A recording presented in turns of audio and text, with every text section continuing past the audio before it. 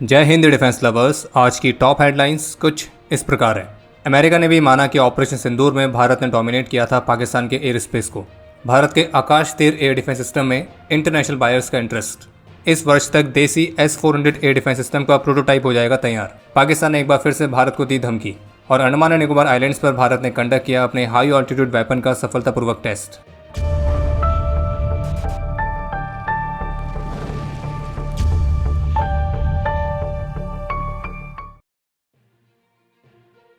America based एक online magazine है जिसका नाम है small Wars journal, short form में SWJ। तो इनके द्वारा भी हाल ही में एक लेटेस्ट रिपोर्ट जारी की गई है और इस रिपोर्ट में इन्होंने भारत के ऑपरेशन सिंदूर के बारे में भी कुछ कमाल की चीज़ें मेंशन करी हैं और जिसमें उन्होंने इस बात को मेंशन किया है कि भारत का ऑपरेशन सिंदूर एक स्विफ्ट और प्रिसाइज मिलिट्री रिस्पॉन्स से भी कहीं ज़्यादा था और ये ऑपरेशन एक बिल्कुल ही नया तरह का रणनीतिक मोड भी लाया है।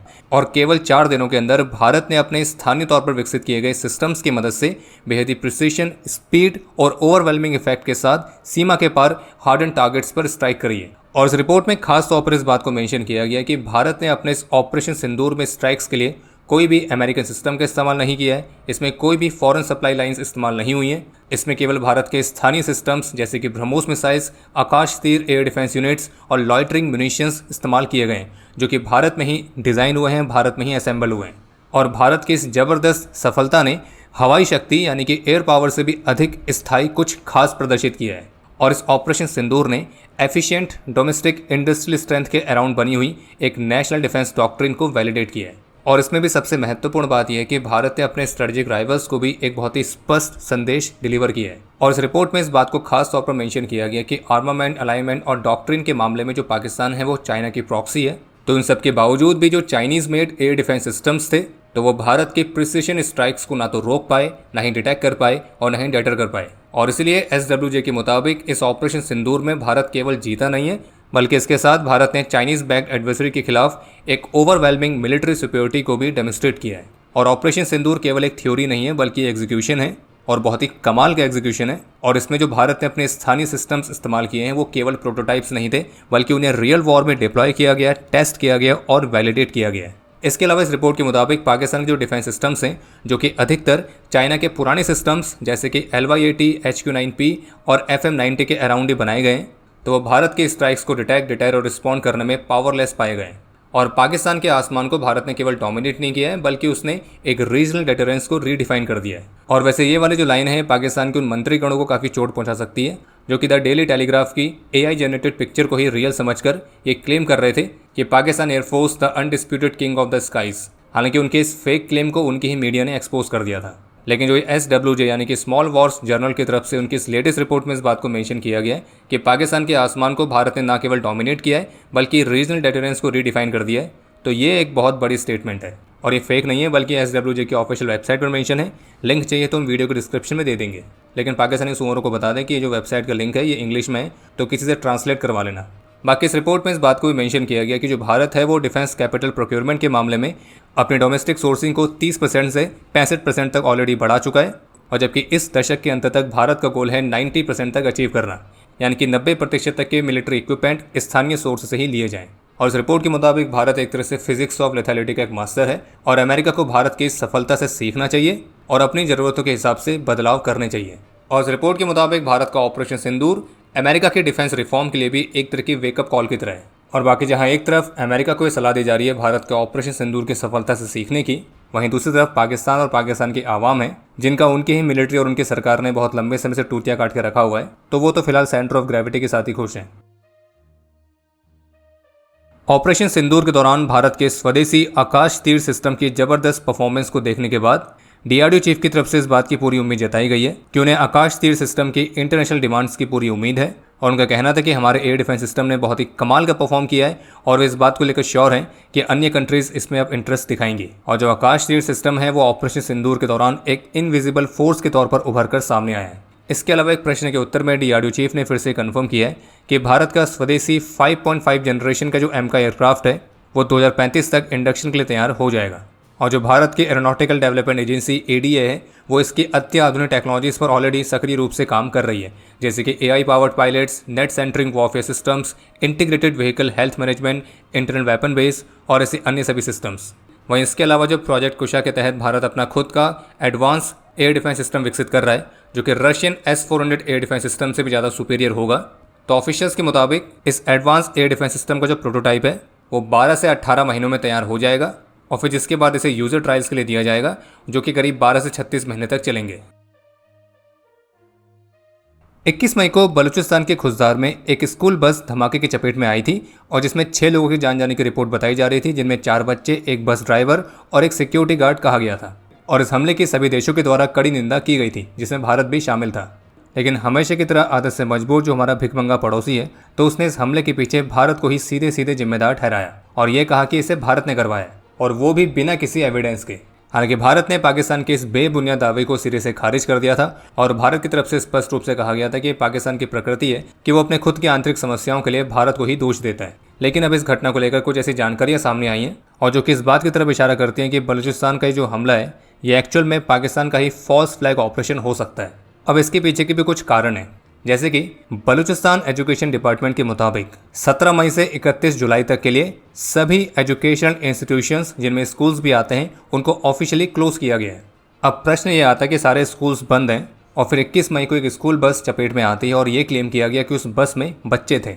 तो जब सारे स्कूल्स को बंद रखा गया था तो फिर जो बच्चों की स्कूल बस है वो यहाँ से ट्रैवल कर क्यों रही थी? अब इसका एक कारण आप ये लगा सकते हैं कि जो पाकिस्तान है वो अपने ही लोगों पर फॉल्स फ्लैग ऑपरेशन करके इसका जो ब्लेम है भारत पर डाल के सिचुएशन को किसी भी तरह से एस्केलेट करना चाहता है, क्योंकि ऑपरेशन सिंदूर के मामले में पाकिस्तान को अभी तक कहीं से भी कोई सपोर्ट नहीं मिल पाया है। यहाँ तक कि वो तो OIC को भी कन्विंस नहीं कर पा रहा है। इसके अलावा पाकिस्तान ने जो क्लेम किया कि इस धमाके में 6 की जान गई है, जिनमें 4 बच्चे भी हैं। लेकिन इंटरेस्टिंग बात यह है कि साइट से जो विजुअल एविडेंस सामने आए थे तो वो पाकिस्तान के इसी क्लेम को खारिज कर देते हैं, क्योंकि जो पिक्चर्स दिखाई गई थी उसमें बच्चों के स्कूल बैग्स हैं जो कि बिल्कुल वैसे के वैसे ही हैं, उनमें कोई भी तरह का डैमेज नहीं हुआ है। अगर वो धमाके की चपेट में आए होते तो उनके तो चीथड़े उड़ाने चाहिए थे। पर खैर पाकिस्तानी सुमर इस बात को भी शायद नहीं मानेंगे, तो इसलिए उनके लिए उनकी ही भाषा में एक और एविडेंस देते हैं, जो कि पाकिस्तान की मीडिया की तरफ से आया है। क्योंकि पाकिस्तान की मीडिया में इस हमले में ढेर हुए पाकिस्तानी आर्मी सोल्जर्स की जो लास्ट राइट्स हैं तो उसकी रिपोर्टिंग की गई है, जबकि पाकिस्तान के क्लेम में उनके सोल्जर की जान जाने की बात नहीं की गई थी। तो फिर सीधी सी बात है कि ये कौन से सोल्जर्स हैं जो इस धमाके की चपेट में आए, जिनका पाकिस्तान में अंतिम संस्कार चल रहा है, और जो कि इसी संभावना की तरफ इशारा करता है कि जो स्कूल बस धमाके की चपेट में आई थी तो एक्चुअल में उस स्कूल बस में स्कूल के बच्चे नहीं बल्कि पाकिस्तान के ही सोल्जर्स जा रहे थे, जिनको संभावित रूप से टारगेट किया गया होगा। और पाकिस्तान ने जिन बच्चों के जान जाने के दावे किए थे तो उन बच्चों के जो एक्चुअल तस्वीरें हैं वो कुछ ओपन सोर्स हैंडल्स में घूम भी रही थी, जो अगर आपको देखनी तो आप हमारे ऑफिशियल टेलीग्राम चैनल पर जाके देख सकते हैं, और जो किसी भी एंगल से बच्चे तो कहीं नहीं लगते हैं। तो इसलिए पाकिस्तान के जो दावे हैं वो पूरी तरह से खारिज होते हैं और इससे 2 ही तरह की संभावना बनती है। पहली ये, या तो ये पाकिस्तान के फॉल्स फ्लैग ऑपरेशन था, या दूसरी ये कि पाकिस्तान स्कूल बस की आड़ में अपने सोल्जर्स को कहीं मूव करा रहा था, जिसकी जानकारी उनके दुश्मनों को मिल गई होगी, फिर जिसके बाद उन्होंने इसको टारगेट किया होगा। पाकिस्तान के प्रोपेगेंडा विंग ISPR के DG ने एक बार फिर से भारत को वॉर की धमकी दी है, और इस बार उनकी धमकी देने का जो स्टाइल है तो वो सुअरों के संगठन लश्कर के सबसे बड़े वाले सुअर हाफिज सईद की पुरानी वाली स्टेटमेंट से बहुत ज़्यादा मिलता जुलता है। तो पाकिस्तान के DG ISPR की तरफ से ये कहा गया है कि अगर भारत ने पाकिस्तान का पानी रोका तो हम भारत की सांसें बंद कर देंगे। तुम हमारा पानी बंद कर दोगे, हम तुम्हारा सांस बंद कर देंगे। और बस DG ISPR के इतना कहने भर की देर थी तो वहाँ पर जितनी पाकिस्तान की जनता बैठी हुई थी तो उन्होंने इस स्टेटमेंट का स्वागत करते हुए तालियां बजानी शुरू कर दी। और संभावित रूप से DG ISPR की स्टेटमेंट भी इसलिए आई क्योंकि इससे पहले भारतीय प्रधानमंत्री श्री नरेंद्र मोदी ने स्पष्ट किया था कि पाकिस्तान को भारत की नदियों का एक बूंद पानी भी नहीं मिलने वाला है, जिस पर भारत का पूरा अधिकार है।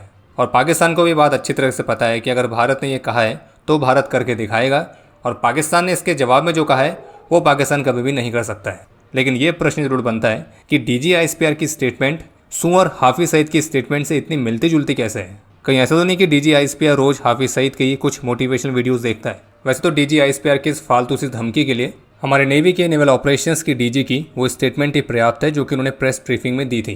This time if Pakistan dare take any action and Pakistan knows it what we are going to do, that's all. और कमाल की बात यह है कि DG ISPR एक तरफ अपने लोगों का टूतिया बनाने के लिए कुछ ऐसी स्टेटमेंट्स दे रहे हैं जिनका उनको भी पता है कि उनको रियलिटी बनाना मतलब पाकिस्तान को एक था पाकिस्तान बनाने की जैसा ही है। पर वहीं दूसरी तरफ पाकिस्तान की संसद में जो पाकिस्तानी सेनेटर हैं वो इस बात को लेकर चिंतित हैं कि अगर ये वाटर क्राइसिस सॉल्व नहीं हुआ तो पाकिस्तान भूखा मर सकता है। बाकी पाकिस्तान के सेनेटर्स ने पाकिस्तान की कुछ और पोल भी खोली हैं, जैसे कि उन्होंने इस बात पर प्रश्न उठाया कि भारत जो कि चकलाला एयरबेस तक आके बम मार गया और जो आर्मी हेडक्वार्टर है वो उसके पास ही था, तो भला पाकिस्तान में कोई भी ये प्रश्न क्यों नहीं उठा रहा कि भारत इतना अंदर तक कैसा आ गया। बाकी इसके अलावा एक और रिपोर्ट सामने आई है कि जो भारत है वो FATF को एक बार फिर से अप्रोच कर सकता है कि पाकिस्तान को टेरर फाइनेंसिंग और ग्लोबल मनी लॉन्ड्रिंग के आरोप में वापस से ग्रे लिस्ट में डालने पर विचार किया जाए। यानी कहने का मतलब यह कि भिखारिस्तान को और भी ज़्यादा भिखारी बनाने की तैयारी चल रही है। और वैसे भिखारियों से याद आया, जो हमारा दूसरा पड़ोसी है बांग्लादेश, तो उसने भारत की GRSE के साथ $21 मिलियन के कॉन्ट्रैक्ट को कैंसिल किया है, खास करके हाल ही के समय में शुरू हुई टेंशन के बाद। हालांकि वो बात अलग है कि इस कॉन्ट्रैक्ट के कैंसिल हो जाने के बावजूद भी GRSE की बॉटम लाइन पर कोई भी इम्पैक्ट नहीं पड़ने वाला है।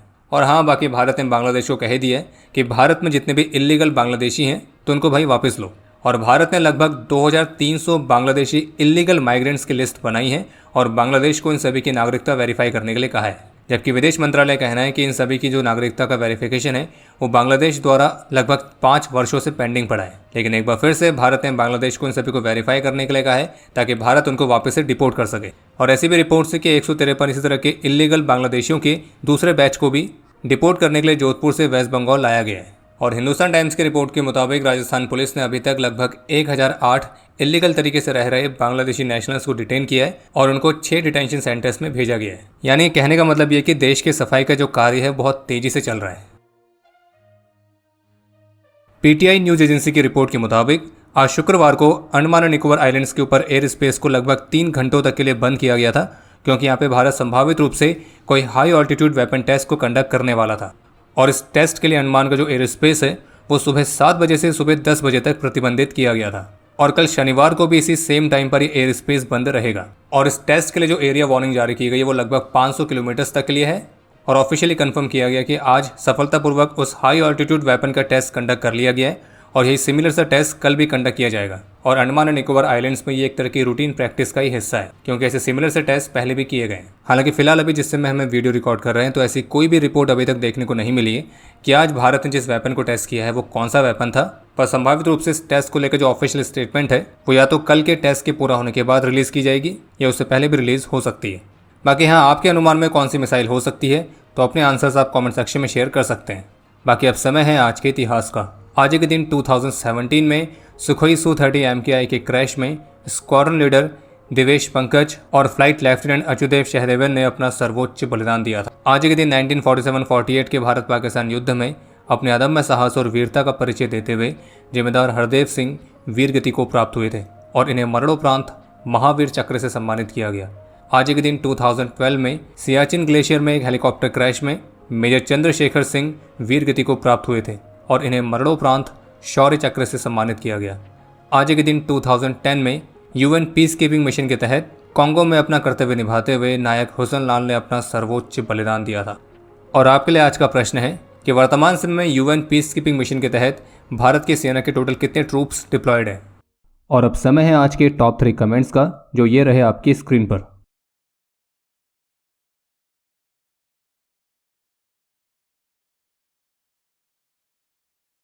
उम्मीद है आपको आज का एपिसोड पसंद आया होगा। पसंद आया तो वीडियो को लाइक करना ना भूलें। आपके कोई भी सुझाव या सवाल हो तो उसके लिए कमेंट सेक्शन ओपन है। और अगर आप डिफेंस रिलेटेड और भी एक्सक्लूसिव कंटेंट में दिलचस्पी रखते हैं तो आज ही प्ले स्टोर से डिफेंस स्क्वाड की सुपर ऐप को डाउनलोड करना ना भूलें। और अगर आप चैनल पर पहली बार आए हैं तो squadron.in पे जाके हमारे नए डिज़ाइंस को भी चेकआउट जरूर करें। बाकी जल्द मिलेंगे नए एपिसोड के साथ। तब तक के लिए जय हिंद, जय भारत।